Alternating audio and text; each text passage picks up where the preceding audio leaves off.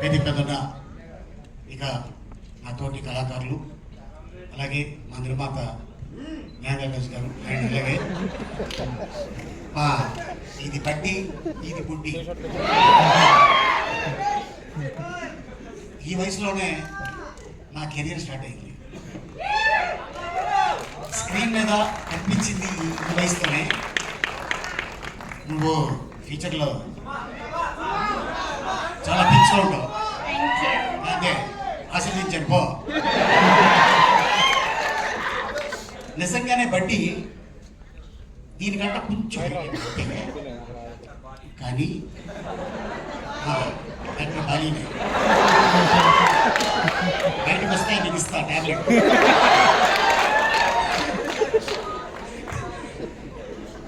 నిజంగా అదే సైజు చిన్న ఒక పుట్టాయిని తీసుకొచ్చి డైరెక్టర్ గారు ప్రతిరోజు పాపం తనతో షార్ట్లు చేయించేవారు. ఆయనే బాధపడేవాడు, చాలా ఎండ ఉంది పాపం అని. నిజంగా మేము థాయిలాండ్లో షూటింగ్ చేస్తుంటే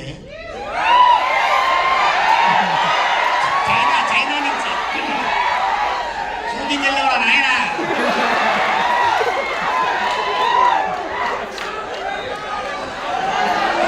ఎందుకంటే అది నా సెకండ్ ప్లేస్.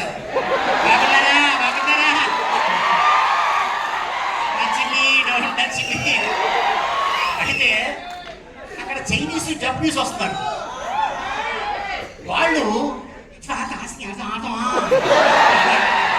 సెల్ఫీ తీసుకుంటారు. ఓహో, ఈ సినిమాకి ఇంత క్రేజ్ ఉంది అంటే దీన్ని కానీ చైనాలో కానీ జపనీస్ కానీ లాంగ్వేజ్లో డబ్బింగ్ చేస్తే అక్కడ కూడా మన స్టార్ ఉంటాడు. అండ్ అలాగే చాలా కష్టపడి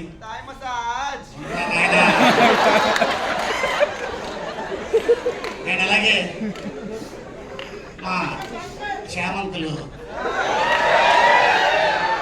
చాలా అద్భుతంగా ఈ సినిమా తీర్చిదిద్ది అద్భుతంగా చేశాడు తను.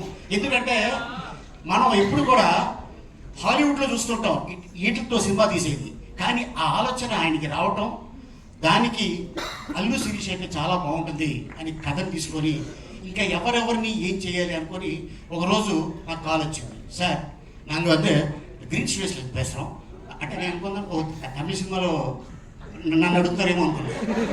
లేదు సార్, అల్లు శిరీష్ గారు హీరో, నేను డైరెక్టర్ని అన్నాడు. అలాగని ఓకే సార్ నేను మీ క్యారెక్టర్ చెప్తాను చెప్పచ్చా అంటే చెప్పండి అన్నాను. షూటింగ్కి వెళ్ళాం. వెళ్ళిన తర్వాత నాకు చెప్పారు, సార్ డైరెక్టర్ గారు can I say one dialogue with your permission. Hero ఈ అమ్మాయి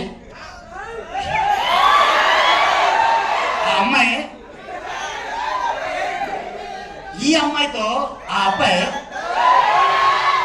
పప్పుకెళ్తాడు. పప్పుకెళ్తే ఈ బట్టి నన్ను అడుగుతుంది, చూసావా దాంతో వెళ్ళిపోయేవాడు. అందుకనే నువ్వు బొమ్మ, ఆడ పక్కన ఉంది మంచి దిమ్మ, ఇద్దరికి వచ్చిన ఫైట్ జరుగుతుంది. అట్టగా ఈ సినిమాలో అద్భుతమైన డైలాగ్ రాసిన ఇక ఎగ్ డైనమిక్